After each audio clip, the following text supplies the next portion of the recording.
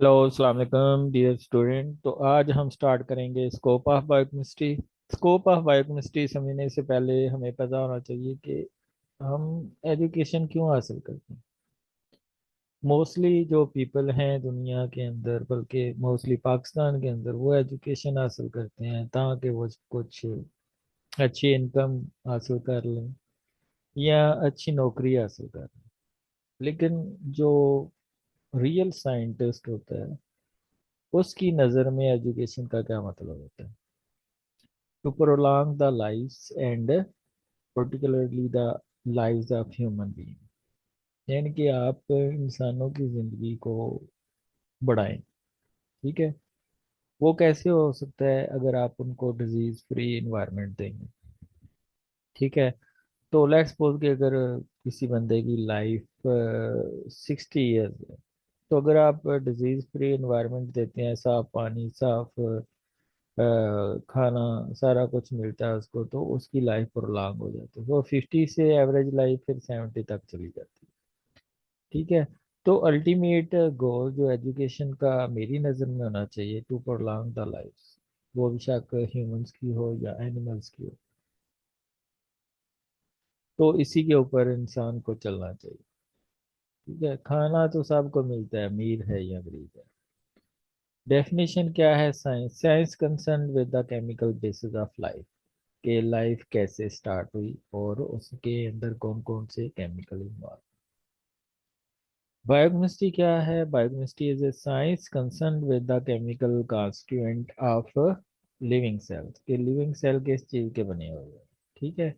लहरी बात है, उसमें लिपिड, प्रोटीन, कार्बोहाइड्रेट और दूसरे माइक्रो मिनरल्स और दूसरी चीजें involve with the reaction and processes that they undergo। Reactions जितने भी आप खाना खाते हैं वो सारा मेटाबॉलाइज होता है थ्रू बायोकेमिकल रिएक्शन, और वो बायोकेमिकल रिएक्शन एंजाइम के जरिए होता है। किसके जरिए होता है? एंजाइम्स के जरिए।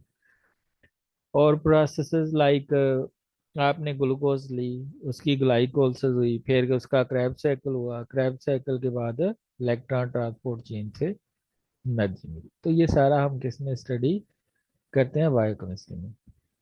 तो ये एक तो केमिकल कॉन्स्टिट्यूएंट्स की स्टडी के क्या क्या मेकअप है बॉडी का। दूसरा, वो उसके अंदर जो रिएक्शंस हो रहे हैं वो किस तरह हो रहे हैं, और उसकी मॉलिक्यूलर लेवल पे बेसिस भी हम देखते हैं। Transcription, translation. मसलन एक एंजाइम ने ट्रांसक्रिप्शन करनी है, एंजाइम के जीन्स ने पहले एप्लीकेशन करनी है, फिर ट्रांसक्रिप्शन करनी है, फिर प्रोटीन बननी है, फिर प्रोटीन से वो अपना फंक्शन परफॉर्म करे।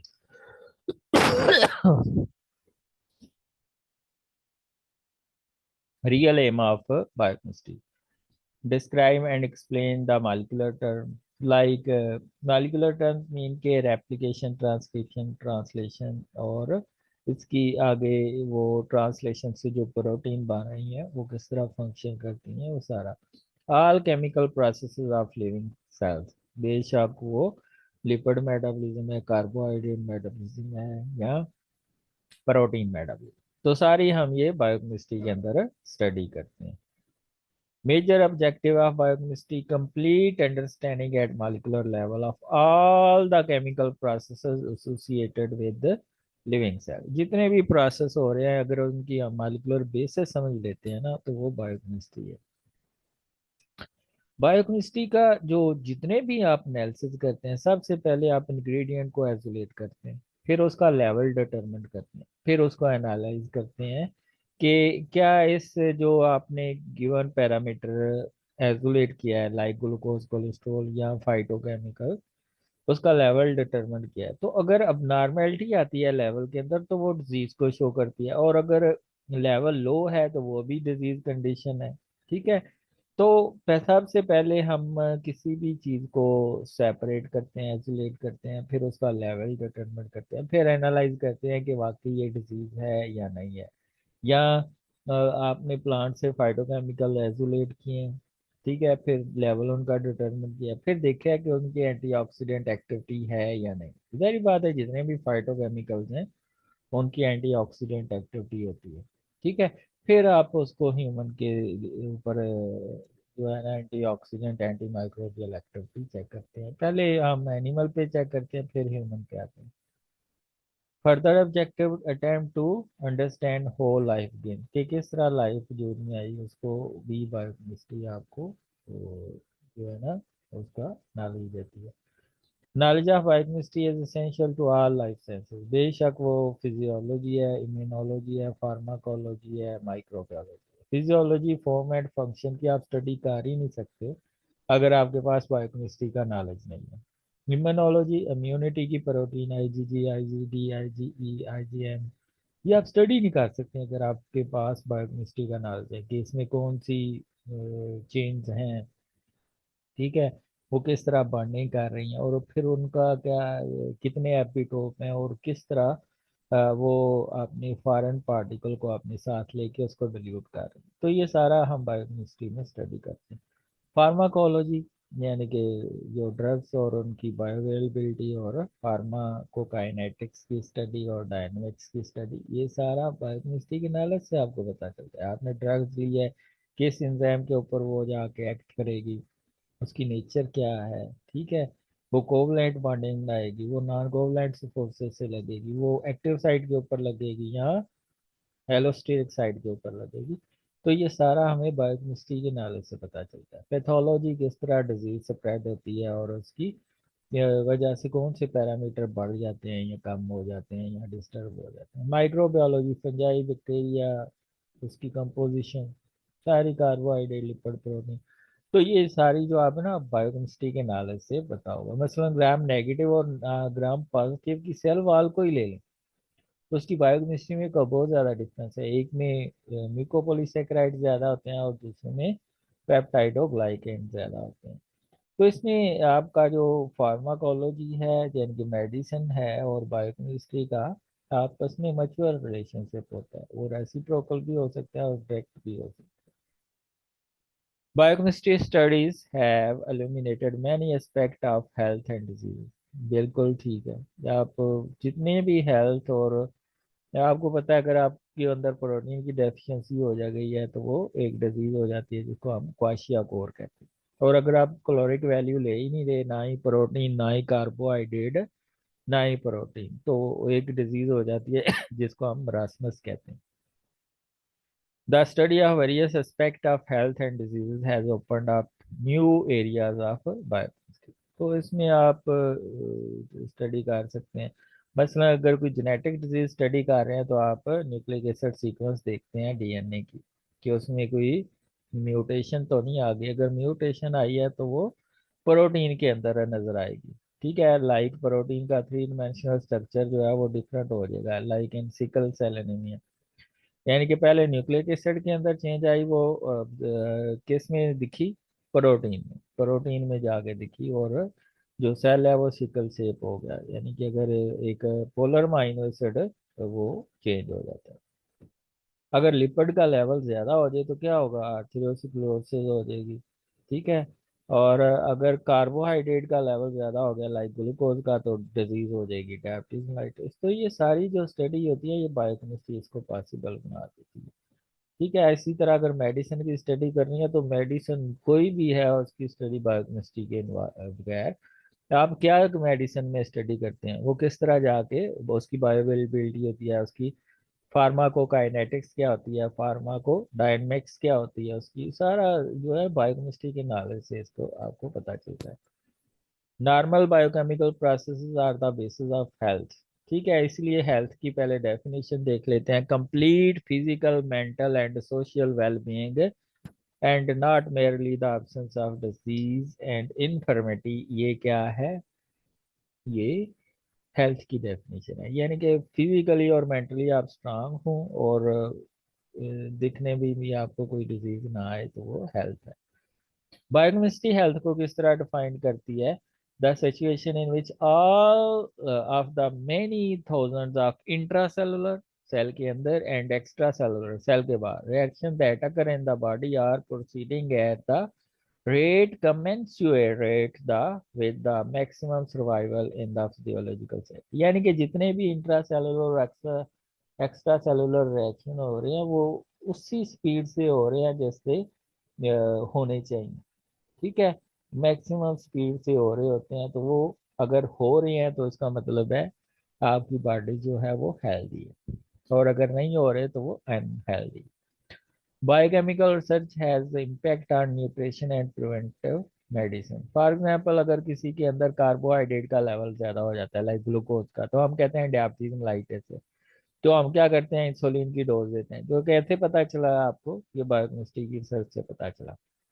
आपको क्वाशियाकोर डिजीज हो गई है, यानी कि आप डाइट तो खा रहे हैं लेकिन प्रोटीन नहीं ले रहे, तो प्रोटीन की कमी हो गई है, जिसको क्वाशियाकोर कहते हैं। तो वो कैसे पता चला, बायोकेमिस्ट्री के नॉलेज से। फिर आप का लेवल, कोलेस्ट्रॉल का लेवल बढ़ गया है, ठीक है, आप उसको रोकने के लिए आप ड्रग्स डिजाइन करते हैं, डिफरेंट स्टेटेंट ड्रग्स, वो कोलेस्ट्रॉल की फिर लेवल को कम करते हैं। तो ये कैसे नॉलेज, किसके नॉलेज से पता चला आपको, बायोकेमिकल रिसर्च, यानी कि बायोकेमिस्ट्री की research. All disease has a biochemical basis. आपको पता है हेपेटाइटिस सी और बी में एएलटी का लेवल बढ़ जाता है, मायोकार्डियल फंक्शन में CK2 का लेवल बढ़ जाता है, लैक्टेट डिहाइड्रोजिनेज 1 का लेवल बढ़ जाता है, ट्रोपोनिन टी का लेवल बढ़ जाता है, ट्रोपोनिन आई का लेवल बढ़ जाता है, किडनी की डिजीज में यूरिया क्रिएटिनिन का लेवल बढ़ जाता है।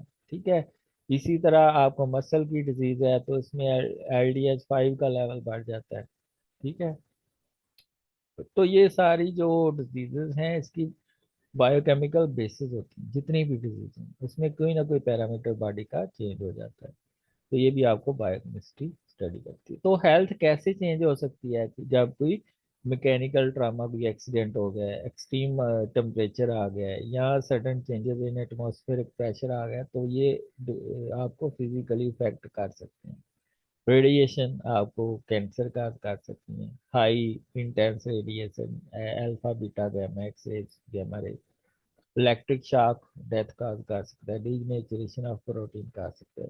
तो ये फिजिकल एजेंट्स जो हैं वो आपकी हेल्थ को अफेक्ट कर सकते हैं। केमिकल ड्रग एजेंट्स भी इफेक्ट करते हैं। कुछ ड्रग्स हैं जो पॉजिटिव इफेक्ट शो करती हैं, कुछ हैं जो नेगेटिव इफेक्ट शो करती हैं। ठीक है, मसलन जब आप एंटीबायोटिक यूज करते हैं तो आपका जो नॉर्मल फ्लोरा है गट के अंदर वो भी डिस्टर्ब हो जाता है, वो भी क्या हो जाता है, डिस्टर्ब हो जाता है। सर्टन टॉक्सिक कंपाउंड वो लाइक सियानाइडो से डेथ हो सकती है, क्योंकि आपका साइटोक्रोम ऑक्सीडेज है वो कंप्लीटली, जो इलेक्ट्रॉन ट्रांसपोर्ट चेन का कम्प्लेक्स 4 है वो कंप्लीटली ब्लॉक हो जाता है, तो डेथ हो जाती है। थेराप्यूटिक ड्रग्स, यानी कि जो आपके पैरामीटर को कंट्रोल करती हैं, बड़ी इंपॉर्टेंट होती हैं। ये भी आपको पता चलता है बायोकेमिस्ट्री के नॉलेज से। Biological agents, viruses, bacteria, fungi, higher form of parasite, ये हम कैसे स्टडी करते हैं, बायोकेमिस्ट्री के नॉलेज से। आपको पता है वायरसेस की दो टाइप्स होती हैं, एक रेट्रो वायरसेस होते हैं और एक DNA वायरसेस होते हैं। रेट्रो वायरसेस जिनका जेनेटिक मटेरियल RNA होता है। ये कैसे पता चलता है, ये बायोकेमिस्ट्री से। बैक्टीरिया, उसकी दो टाइप्स हैं, ग्राम नेगेटिव और ग्राम पॉजिटिव, सेल वाल के डिफरेंस की वजह से। ये कैसे पता चला, बायोकेमिस्ट्री के नॉलेज से। फंजाई है, उसकी कई टाइप्स हैं, कैसे पता चला, बायोकेमिकल बेसिस से। पैरासाइट है, पैरासाइट का नेचर एक दूसरे से डिफरेंट होती है, उनकी प्रोटीन के स्ट्रक्चर, मेकअप सारी एक दूसरे से डिफरेंट होती है, कैसे पता चला, बायोकेमिस्ट्री के नॉलेज से। ऑक्सीजन डेप्थ क्या होता है कि ऑक्सीजन की ब्लड के अंदर कमी हो जाना या टिश्यूज के अंदर कमी हो जाना, इसको हम क्या कहते हैं, ऑक्सीजन डेप्थ, और इसमें लैक्टिक एसिड का लेवल बढ़ जाता है। तो ये कैसे पता चला, बायोकेमिस्ट्री के नॉलेज से। Loss of blood supply, depletion of oxygen carrying capacity of the blood, poisoning of the oxidative enzyme, ये ऑक्सीजन डेप्थ काज करते हैं। जेनेटिक डिसऑर्डर दो तरह के होते हैं, कंजेंटल, कंजेंटल वो होता है जो बर्थ के टाइम फिजिकल अबनॉर्मेलिटी होती है, लाइक स्कल का साइज कम हो जाना, कान का टेढ़ा हो जाना। तो जो physical abnormality at the time of birth होती है उसको हम कंजेनिटल डिजीज कहते हैं। मॉलिकुलर डिजीज जो कि DNA की सीक्वेंस चेंज होने की वजह से हो जाती है। और केमिकल, बायोकेमिकल डिजीज लाइक आपकी है डायबिटीज मेलाइट्स, उसमें ग्लूकोज का लेवल बढ़ जाता है। सिस्टिक फाइब्रोसिस में आपका क्लोराइड के जो ट्रांसपोर्ट का चैनल है वो खराब हो जाता है। एनीमिया में क्या होता है कि एक न्यूक्लियोटाइड की वेरिएशन की वजह से पूरी प्रोटीन चेंज हो जाती है। इम्यूनोलॉजिकल रिएक्शंस क्या होते हैं? एनाफिलैक्सिस यानी कि एलर्जिक डिजीज, अगर आप पोलन ग्रेन्स आ गए, आपको छींकें शुरू हो जाती हैं, या कोई एलर्जन आ गया, कोई और फॉरेन पार्टिकल आ गया जो आपके अंदर एलर्जिक रिएक्शन स्टार्ट कर दे, उनको हम क्या कहते हैं? Anaphylaxis. Autoimmune disease like Addison disease में क्या होता है? an uncommon disorder that occur when your body does not produce enough certain hormones, तो उसको हम क्या कहते हैं? एडिसन। सीलिएक डिजीज में क्या होता है कि अगर आप ग्लूटेन एक प्रोटीन है वो खाते हैं, तो आपके अंदर ऑटोइम्यून रिएक्शन शुरू हो जाते हैं। इसी तरह डर्मेटोमायोटाइटिस में क्या होता है? Is a rare disease that cause muscle weakness and skin rash. तो ये सारी जो है ना ऑटोइम्यून डिजीजेज हैं। तो ये कैसे पता चला? ये आपको बायोकेमिस्ट्री के नॉलेज से पता। इसी तरह अगर आप न्यूट्रिशनल डिजीजेज देखें, अगर न्यूट्रिशन कम हो गए हैं तो उससे डिजीज हो सकती है। लाइक प्रोटीन कम हो गया है तो क्वाशियाको, और अगर आप कोई भी क्लोरिक वैल्यू नहीं ले रहे तो मरासमस डिजीज हो जाती है। तो ये डेफिशिएंसी की डिजीज है। एक्सेस मसलन लिपिड का अगर लेवल ज्यादा हो गया तो उसको हम हाइपर लिपिडेमिया कहते हैं, जिसकी वजह से आर्थियोस्क्लेरोसिस हो सकती है और दूसरी डिजीजेज हो सकती हैं। ठीक है, excess of everything is best. मसलन ग्लूकोज का लेवल बढ़ गया तो डायबिटीज मेलाइटिस होगी।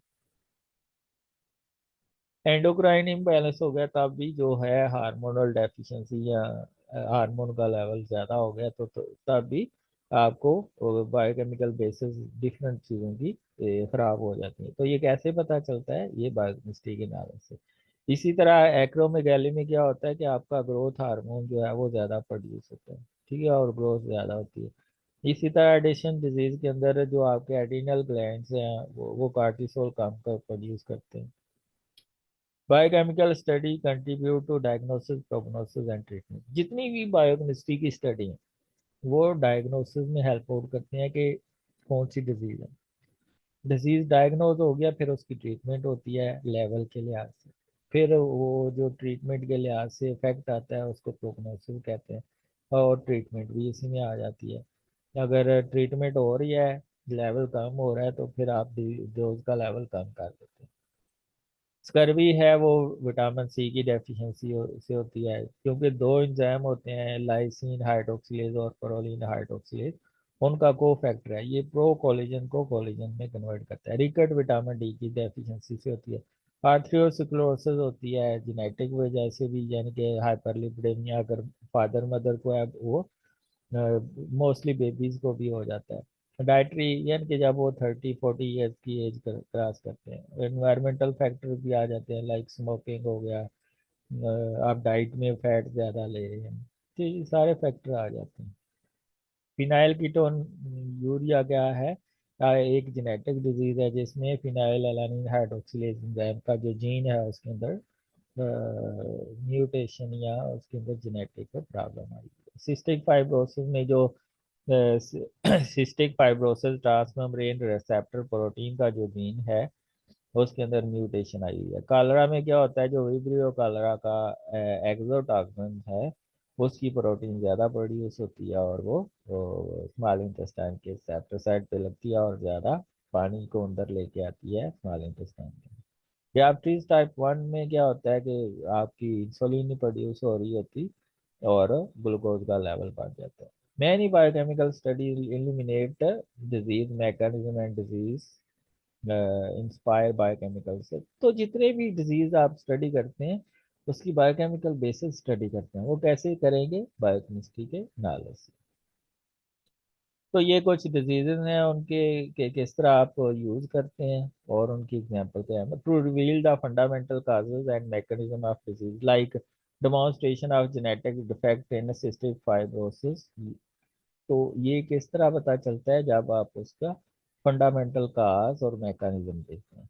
To suggest rational treatment of disease, मसलन फिनाइलएलानिन आप कम लेते हैं जिनको फिनाइल कीटोन यूरिया हो जाता है।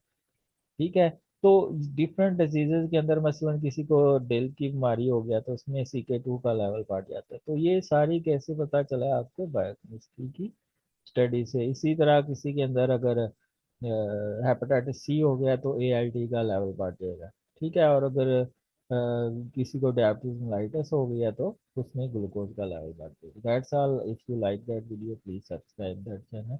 तो ये स्कोप ऑफ बायोकेमिस्ट्री आपको हर एक को आना चाहिए। जिंदगी में आपको पता होना चाहिए कि बायोकेमिस्ट्री का स्कोप है क्या, फिर ये आपको आगे फायदा होगा। थैंक यू आप ईमान।